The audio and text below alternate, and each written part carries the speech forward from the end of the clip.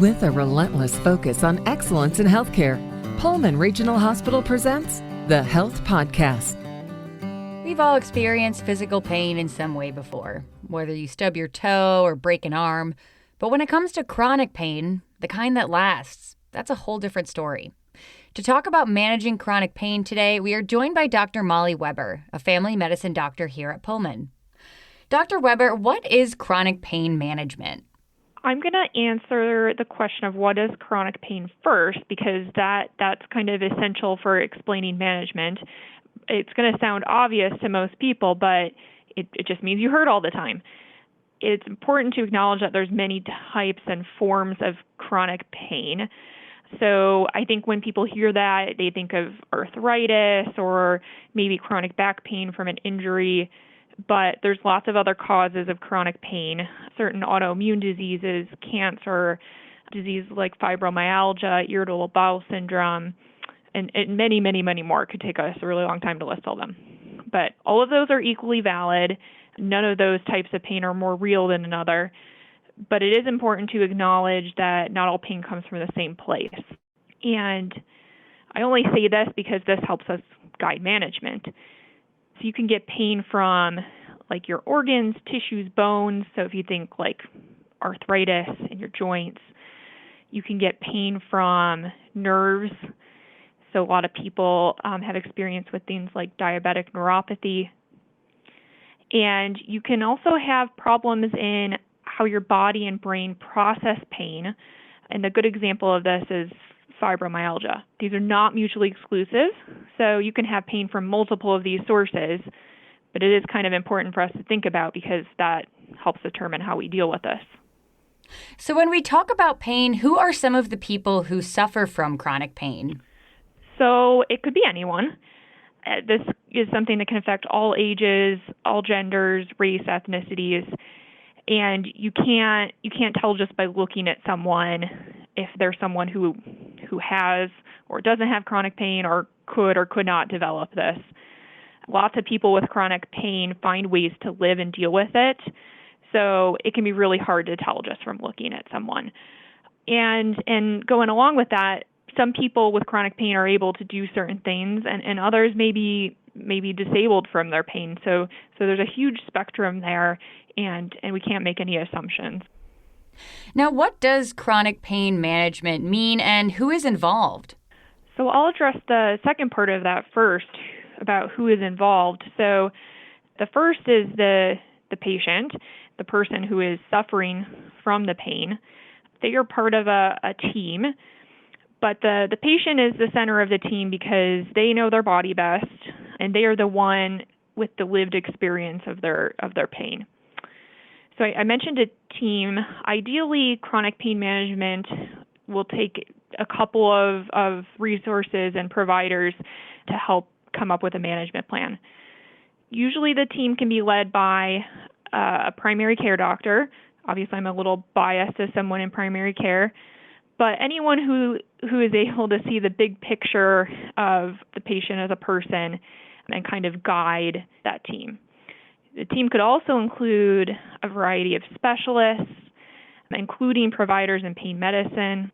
It could include physical therapy, occupational therapy, behavioral health providers, and it could include, personal supports like the patient's family, friends, caretakers, really anyone you could imagine. So I think that answers who's involved. And the first part of the question was, what does chronic pain management mean? So to me, chronic pain management means a couple of things. It means assessing and figuring out the type or cause of your pain, if that's not already known. Some patients will have a really long history of a specific, injury or type of pain, and it's kind of well understood. But sometimes patients come in to see me and they have pain that we just really don't know what's causing it yet. So the first is figuring out cause of pain if we can, which is not always straightforward, could take a while, and that's fine. That doesn't exclude us from moving on to these other steps. Next step is the most important one. Next step is setting functional goals that matter to the patient. And this is really important because not all chronic pain can be, quote, cured or eliminated, meaning we can't always make chronic pain go down to zero. And so instead, we frequently have to find ways to make pain manageable for the patient so that the patient is able to do things that are important to them. This is such an important step because you have to make goals that are realistic and measurable. So if the patient's goal is to be able to work a certain number of hours per week or walk their dog a certain number of times per month, whatever it is that, is important to their quality of life, we have a benchmark that we can measure against when they come in for their appointment plan. The next two steps are developing a treatment plan and then building a team, like I mentioned before. So what therapeutic options exist, and does this always include opioids? So it definitely does not always have to include opioids.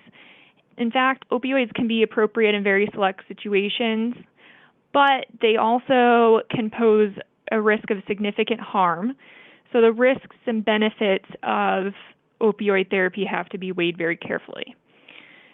That being said, the decision to initiate them is very personal between you and your physician. In my practice, this would generally be considered a last resort with only a few exceptions.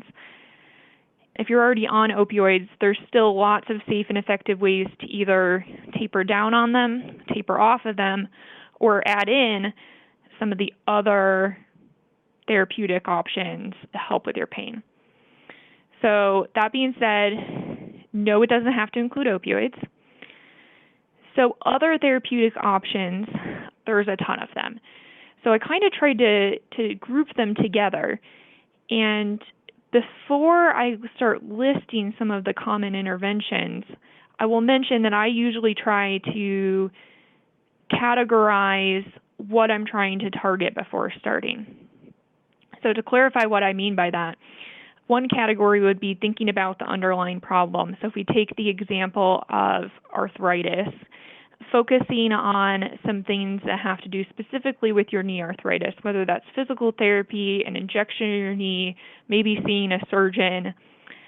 Those are things that are really specific for that problem. But then I will also make a category with my patients about targeting any underlying conditions that might contribute to making their pain worse. This could be things like depression, anxiety, stress, sleep problems.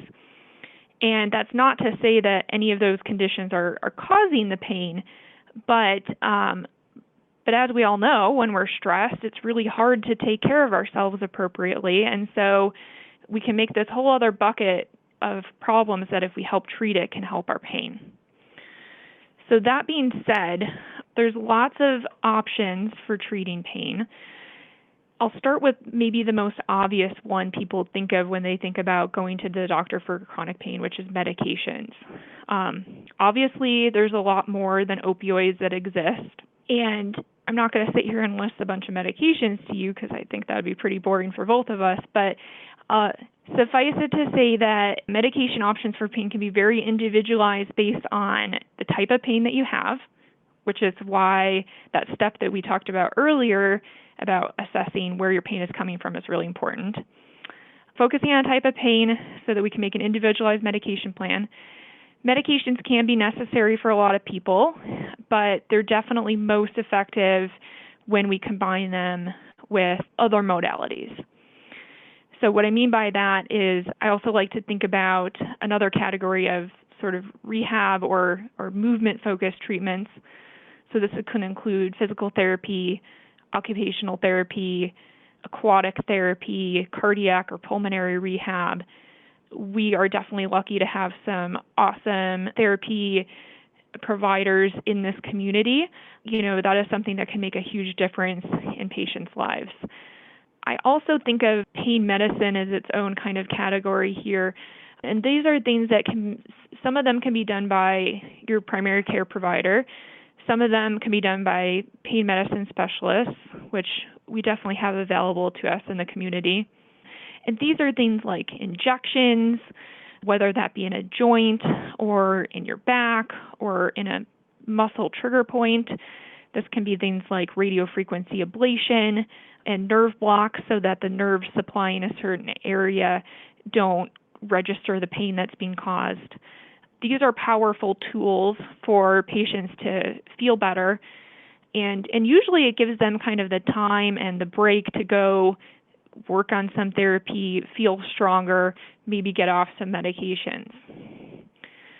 There's also a lot of options that historically have been perhaps considered non-traditional medicine, and this includes things like massage, acupuncture, seeing a chiropractor.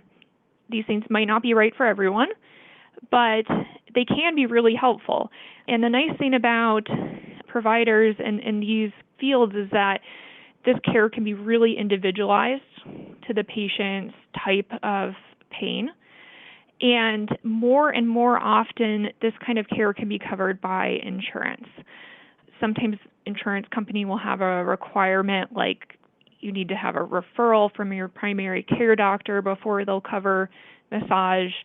But there are more options than I think people realize as far as not having to pay out of pocket for that stuff. And then the last category of therapeutic options is kind of support focused.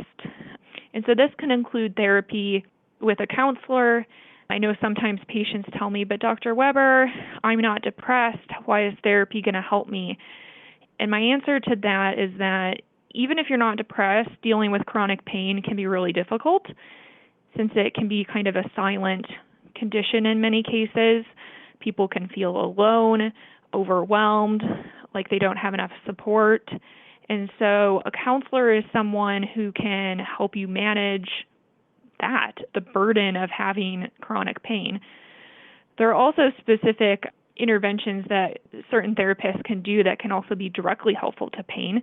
This can include biofeedback, which is a really cool opportunity to kind of learn about what your body is doing in certain situations and eventually kind of train yourself to respond to that. It can include things like hypnosis. And once again, maybe not right for everyone, but I think we can all do with a little more support when we're hurting. Absolutely. Well, as we reach the end of our time here, Dr. Weber, is there anything else you want to add to this conversation?